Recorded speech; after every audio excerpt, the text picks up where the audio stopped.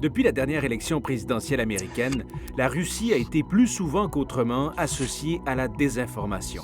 Mais au-delà de cette incursion russe dans le contexte américain, c'est à travers des médias tels que RT ou Sputnik que Moscou exerce son influence en plusieurs langues et sur plusieurs territoires.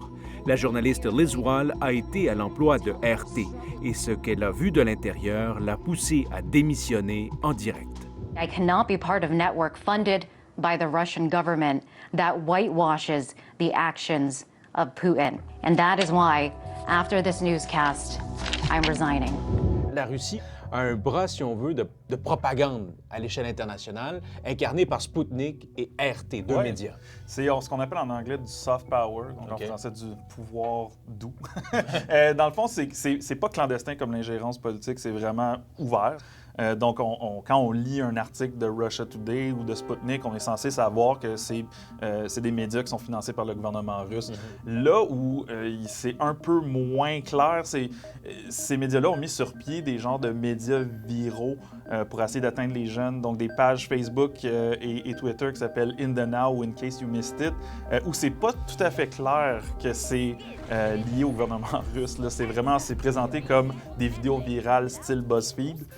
Mais c'est clairement, ils sont opérés par Russia Today et Sputnik. Whatever! C'est vraiment fait pour essayer d'atteindre un auditoire un peu plus jeune. Mais là encore, ça suit les mêmes lignes éditoriales. Their president is not a Russian spy. Special counsel Robert Mueller concluded that he did not collude with the Russians. Fake news! Dans quelle mesure, tu parlais du financement de ces organes de presse-là par le pouvoir central en Russie, dans quelle mesure les liens avec le Kremlin sont rapprochés? Là? Sputnik a été créé par l'Office de communication internationale du gouvernement russe, carrément. Oui. Russia Today est financé par le gouvernement russe, mais a été créé par l'ancien porte-parole du président Vladimir Poutine.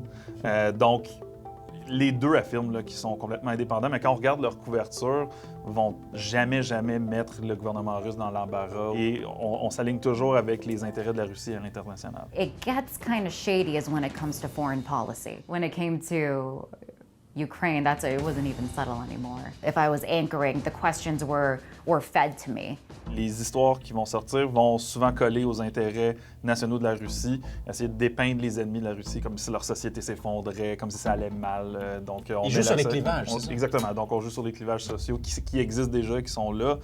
Par exemple, Russia Today et Sputnik ont fait une couverture vraiment de mur à mur des manifestations des Gilets jaunes, par exemple, pour montrer comment ça va pas bien en France, comment les gens sont pas d'accord, comment la société est en train de s'effriter là-bas.